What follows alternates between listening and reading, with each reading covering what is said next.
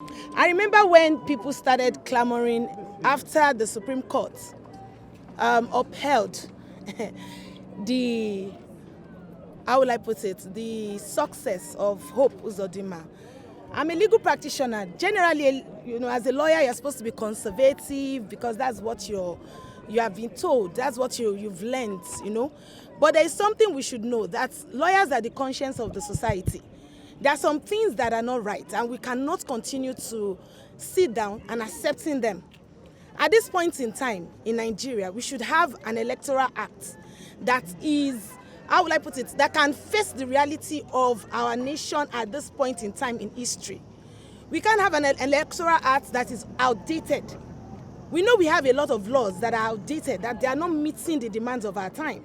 So that is why we have come together and have chosen that, okay, this is one cause that we need to be involved in.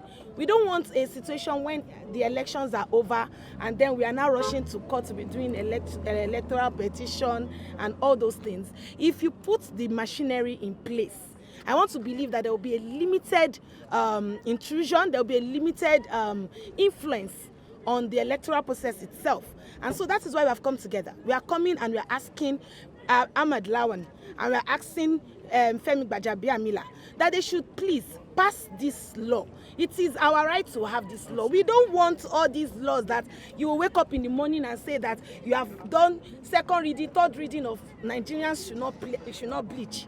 How is that relevant to the democracy that we are talking about? How is that relevant to the conscience of the society? How is that relevant to genuineness, to accountability and transparency? Now we have laws that are genuine, laws that would ensure accountability, laws that will ensure transparency, and our house, the ones that we have put there, our representatives, because the people are the government.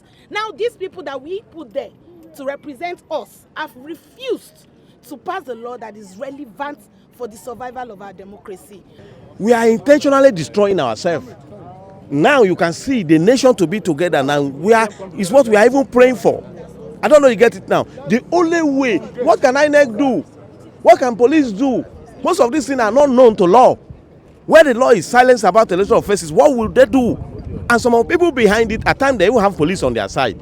Not that police is willing to do that, but because the authority give them that power. Do you understand what I'm saying? The only way, just as I said earlier, it's about Nigeria's sovereignty and the Federal Republic of Nigeria even to be at once, because citizens are going to self-help because they know that they don't have a say. Sorry, let's come together. When you know you have a power that you can remove an elected officer that is underperforming, you won't go into self-help. You only wait for him in the next 3 or 4 years. But when you know your vote do not count, what will you do? Is to go into self-help.